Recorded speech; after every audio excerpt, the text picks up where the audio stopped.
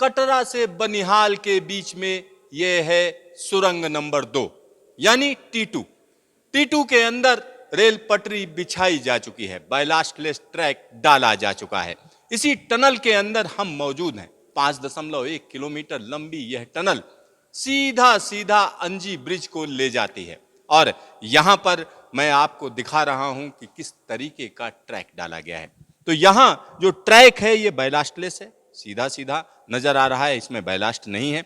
दूसरी एक और चीज मैं आपको बता दूं कि जो इसकी पटरी है ये कंटिन्यूअस है, यानी आपस में वेल्ड की गई है। जिस तरीके से आमतौर पर रेल पटरी के बीच में गैप होता है उस तरीके का गैप इसमें नहीं है। दूसरी चीज एक और मैं बताना चाहता हूं, इस पूरी की पूरी टनल के अंदर हर 50 मीटर के फासले पर सीसीटीवी लगा हुआ है, यानी लगातार इस पर नजर रखी जाएगी।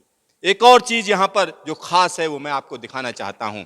यहां इस ट्रैक पर एक तरीके से डिरेलमेंट के प्रोटेक्शन के लिए एक अलग तरीके की व्यवस्था की गई है। ये बीच वाला हिस्सा आप देख रहे हैं, ये दोनों साइड में हम कह सकते हैं डिरेलमेंट गार्ड दिया गया है, यानी अगर ट्रेन कभी पटरी से उतरी भी तो वो पलटेगी नहीं, इधर उधर नहीं जाएगी, सुरंग को डैमेज नहीं करेगी, इसका खास ख्याल रखा गया है।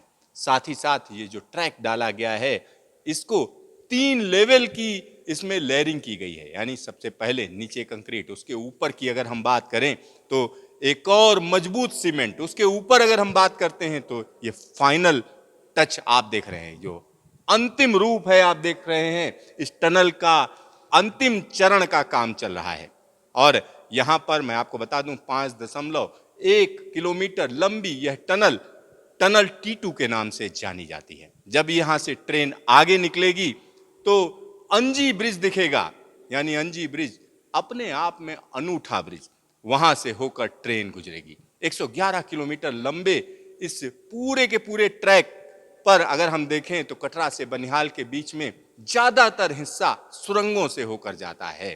तो टनल T1 के बाद टनल T2 है जिसके अंदर हम मौजूद हैं। यहाँ एक और चीज हम आपको दिखाना चाह रहे हैं, यहाँ पर अगर आप ऊपर की तरफ नजर डालेंगे तो यहाँ अनाउंसमेंट सिस्टम भी लगे हुए हैं। मान लिया कभी कोई दिक्कत हो, ट्रेन बीच में रुकी हुई है या कोई आपातकालीन स्थिति पैदा होती है तो लोगों तक सूचना पहुंचाने का काम यहां पर होगा। एक और चीज मैं आपको यहां पर बताना चाहता हूं, टेलीकॉम के नजरिए से खास तरीके की व्यवस्था की जा रही है, यानी ट्रेन के अंदर भी कहीं ना कहीं संपर्क बना रहे। ऐसा नहीं कि हिमालय की सुरंग में ट्रेन जा रही है और संपर्क ही नहीं हो पा रहा है, तो वो संपर्क भी रहेगा। साथ ही साथ एक और चीज मैं यहां पर बताना चाहता हूं, 5.1 किलोमीटर लंबी यह टनल, इसके पास में एक स्केप टनल भी है। अगर कोई दिक्कत होती है तो स्केप के लिए रास्ता बना हुआ है, यानी जो जब लंबी टनल होती हैं तो उसके लिए कहीं ना कहीं स्केप टनल बनाने का प्रावधान है। तो वो टनल भी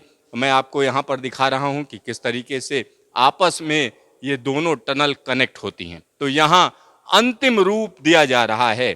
और एक और चीज यहाँ पर मैं आपको बताना चाहता हूँ, आने वाले दिनों की अगर हम बात करें तो ये पूरा का पूरा ट्रैक 100 kmph के लिए तैयार किया जा रहा है और यहां पर अंतिम रूप दिया जा रहा है। एक और चीज ऊपर आप देख सकते हैं कि कहीं ना कहीं जो यहां पर अग्निशमन के लिए भी पूरी तैयारी की गई है, यानी कभी कोई दिक्कत हो जाए तो आग बुझाने का प्रबंध भी यहां पर किया गया है। ये टनल T2 की कनेक्टिंग टनल हम आपको दिखा रहे हैं, यानी कभी कोई दुर्घटना होती है, कोई दिक्कत होती है तो लोगों को कैसे बचाया जाएगा उसकी भी पूरी तैयारी है यहाँ पर। यहाँ एक और चीज मैं आपको दिखा रहा हूँ, ये स्केप टनल है, ये स्केप टनल है, इसमें गाड़ियां आ जा सकती हैं, लेकिन ऐसा नहीं है कि आम तरीके से इसमें कोई बसें चलेंगी, गाड़ियां चलेंगी। ये प्रोटेक्शन के लिए है, स्केप टनल है। जब कभी कोई जरूरत पड़ेगी, किसी को मदद की जरूरत है तो लंबी टनल्स के अंदर फंसी गाड़ियों के लिए कहीं ना कहीं यह प्रोटेक्शन का काम करेगी, लोगों को बचाने का काम करेगी। तो इस तरीके की तमाम खूबियों के साथ USBRL का कटरा से बनिहाल के बीच का रास्ता तैयार किया जा रहा है। कैमरामैन हीरा मंडल के साथ Siddharth, news station tunnel 2 USBRL।